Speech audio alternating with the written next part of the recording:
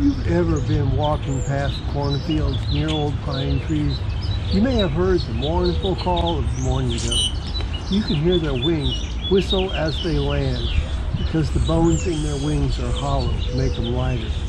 The mourning dove is one of the most widespread and abundant birds in North America. Known for its soft, sorrowful call and distinctive silhouette, it is a common sight in backyards, fields, and open woodlands. Slender, medium-sized birds with a small head and a long pointed tail, soft grayish-brown or tan overall with pale peach-colored underside, dark black spots scattered on the wings. The long tapered tail features white tips on the outer feathers, which are only visible in flight.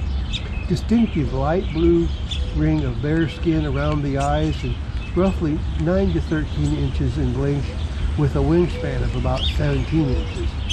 The bird gets its name from its call, which many listeners interpret as sad or mournful. Their mournful call is often mistaken for the hoot of an owl. When they take off or land, their wings make a sharp whistling sound. This non-vocal sound serves as an alarm to warn other birds of potential danger. They are found across the United States, southern Canada, Mexico, and Central America. Northern populations migrate south for the winter, while southern populations are typically year-round residents. Here in Zone 5, they are year-round at my bird feeder. They are open country birds. You will rarely find them in deep, dense forests. They prefer open woodlands, agricultural fields, suburbs, parks, and roadsides where food is easy to spot. Mourning doves are granivores, meaning seed eaters.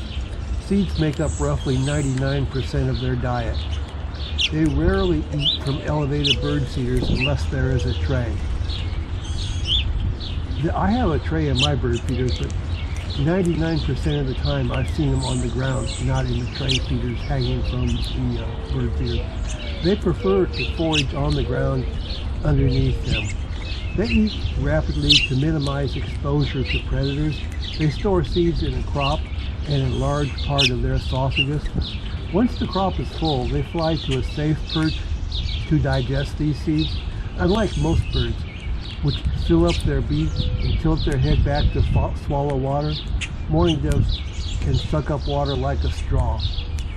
The nest, famous for being lazy nest builders, their nests are often on flimsy platforms of twigs.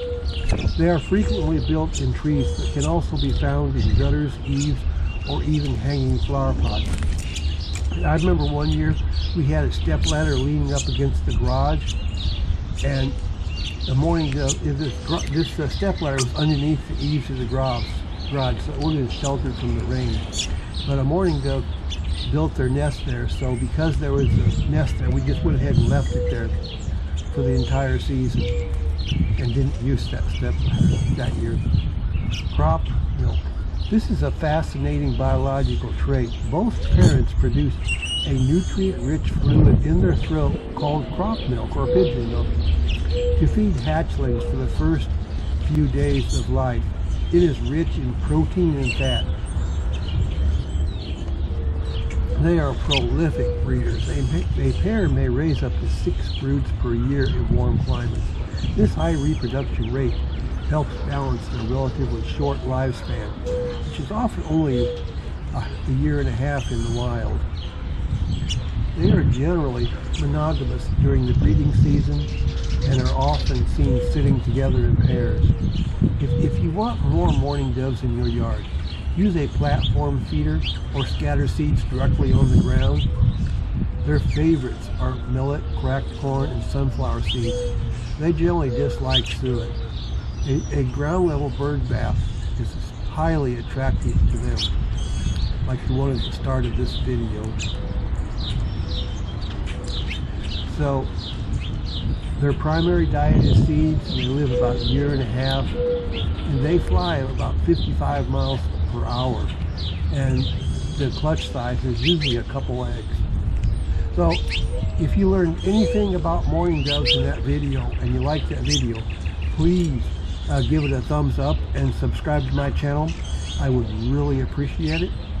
So thanks a lot, and goodbye.